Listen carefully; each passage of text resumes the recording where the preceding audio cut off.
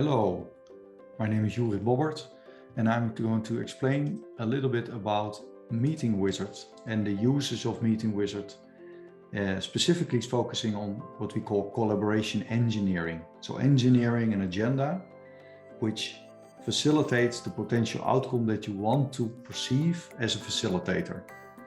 In this case, I'm going to engineer my collaboration around flipping the classroom. That's just a simple example, but you can use multiple other topics to engineer your collaboration. The purpose of collaboration is that you want to have people engaged in, for example, the brainstorming, categorizing and decision making towards a certain topic. In this case, collaboration engineering then requires from the collaboration engineer, myself in this case, that you really think well about the potential outcome that you want to achieve with your session. And of course, you take into consideration the length of the session in terms of hours or perhaps minutes. And you also want to make sure that you take into account the amount of participants. And so if you have a huge group of participants, it's harder to facilitate them when you have, for example, a smaller group. Another point which is very important to mention here is that you really need to think about the vocality of your participants. So in order, are you dealing with an expert group or are you dealing with, for example, with people that have less experience with the topic or are less vocal? So this is important to take into account. Today we're going to structure the meeting, as I've mentioned, around flipping the classroom for students and teachers. And this is a way to engage students more in interacting with the teacher in order to achieve certain learning goals. So in this case, we're going to engineer an agenda for an hour. Well, this session, of course, takes shorter, but we are going to we're going to build something that is estimated on an hour, and we want to do a couple of things. As a school, we want to change our new innovative classes. So we are thinking about, in this case, for example, introducing flipping the classroom into our educational institute. So myself as a collaboration engineer, I got the assignment to collaborate with a lot of students, teachers, and also business people, because we want to involve more business into, in this case, the research that we have as an institute.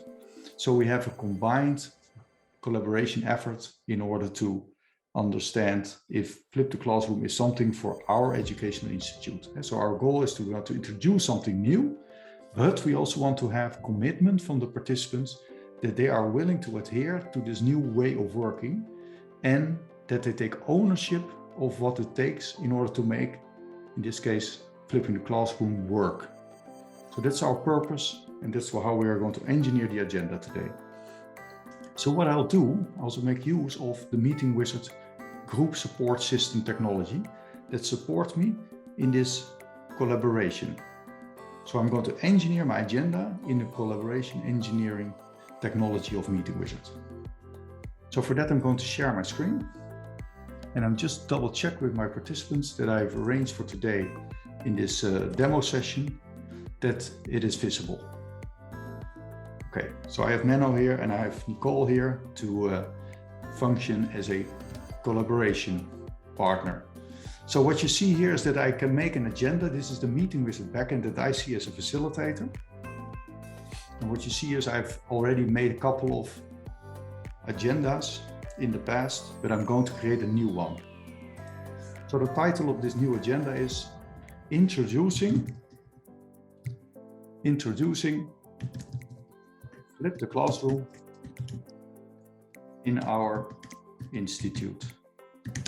Because that was basically my goal with this initiative. Institute. So I'm the creator. I'm going to do it in English. I always check up front to make sure that when we're having this session, that all the participants are aware that we are processing personal data or confidential data, so we can set here the data retention schemes. And now I'm going to leave it at a year, and I'm going to configure the, in this case, the group of the participants that I have in this session. So I have here students that are going to participate, but I also have teachers. And as mentioned, I have also business people. So people from the working field that have benefit from our institute working with Flipping the Classroom, and I want them to have a say in our decision of making use of Flip the Classroom. So I have 3 groups. And because later on I can zoom in my results, which group is a pro or is pro for making use of Flip the Classroom or is not pro. So that's good for my analysis afterwards. So I set the agenda. I do a small introduction to, in this case, the participants about what we aim to do. In this case, we are going to aim and we want to work with Flipping the Classroom. This is the introduction.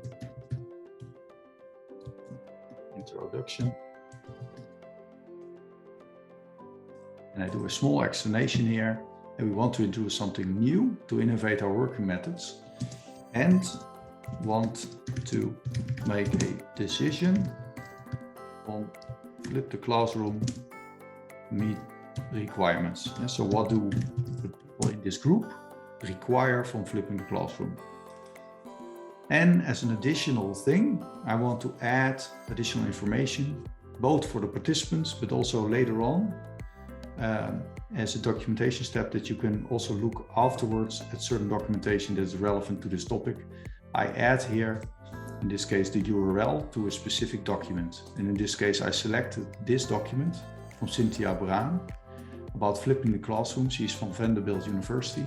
And I add this one to, in this case, my Meetingwizard session. And so in the Meetingwizard session, when I'm going to collaborate with the group, they can immediately see, in this case, the source of the document, and they can read it. They can either read it during the class or afterwards. It depends a little bit. What I also can do is I can also, for example, use a video. And so I've selected here on YouTube a video, and if I want to share this, I can easily copy the URL of the video here in the URL of the Meetingwizard. That means that again, students, teachers, everybody collaborating in the session can use and access this data. I'm now going to leave it like this so people can directly access the document of Cynthia Braan. So this is the introduction. I want to first start with the question to the group. What do you mean, or what does Flip the Classroom mean to you? And so that's a generic brainstorm question on what does it mean for you. So this is a brainstorm, and I'm going to later on brainstorm with you how that looks like. I'm going to ask the group, and this is also has to do with collaboration engineering, so setting up the agenda for your meeting in terms of the length, but also the amount of data that you're going to collect. That if you have a large group and you do a large threshold on, for example, the input that the participants can provide you, you also need to deal with that you need to process a lot of data. So I'm going to cap this to 3. So the participants can give their opinion, their meaning to Flip the Classroom at a maximum of 3. I allow them to watch each other, and I allow them to also mutate their own items. And I want to show the group. And so I want to see who've selected in terms of teachers, students, and business people. So I can make a selection there. So this is the first brainstorm step. Later on, after the brainstorm, I want to collect in another brainstorm again what is needed. And so what do the participants that need to work with Flip the Classroom in an organization, so from them it's required to have a change of behavior and a change of teaching. What do they require to successfully implement and adhere to Flip the Classroom methods? So again, a brainstorm. And this is now my question. What is needed according to you to make Flip the Classroom work for you? Again, a brainstorm with a maximum of 3 items. And again, I want to show the group. And in this case, I've created There's a very good warning. The topic is required. So this is the brainstorm on requirements. And so what do people really need to make this work? So this is the new brainstorm step again. What we want to do then is, based upon this step, we want to prioritize those requirements. So what do the teachers, students, and the business people find the most important requirements to make Flip the Classroom work? So in that case, that is, first of all, I'm going to add here a Flipboard where I'm going to put the items on. And so I'm importing all the things that are raised from the previous step, from the brainstorm step, what's needed. And they can we can categorize them, we can undouble them to see if there are doubles. So we have a clean board that we are going to use for the prioritization. And the prioritization is done in the voting step. So in the voting step, we're going to again ask the group prioritize the requirements to make Flip the Classroom work. And we're going to do the prioritization based upon 1 to 10. 10 is very important, 1 is less important. We're going to use the data from the Flipboard step. In this case, I can allow abstains or empty fields, but I'm not going to allow that because I want everybody to have a voting on it. And I can also allow anonymous voting, but in this case, I don't want that. So I'll leave that blank. Then what we have now is the voting step. So this is the last step. But I wanted to make sure that everybody is committed to supporting, in this case, Flip the Classroom and the requirements.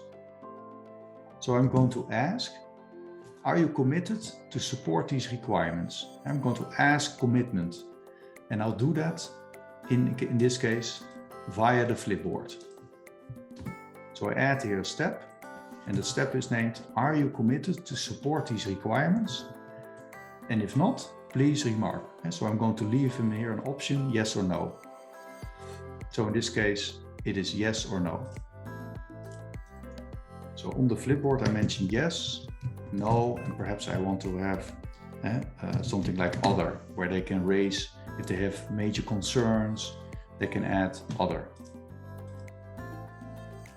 So that's again my Flipboard, and that I also needed to vote on to make sure that everybody committed to that. The voting step is then the import again from the Flipboard, the step that we just made, because it always needs information from the previous step. And we're going to vote here. It's either yes, you commit to Flip the Classroom in the school, or no, you're not going to commit to it. And then in this case, we're going to ask them, if other, please explain. And they can do that in the comment. Okay, now I think we're ready, good to go for this session. I'm going to start the meeting. It is very simple. People are then able to log in via the QR code, or I'll send them a message via the email. But in this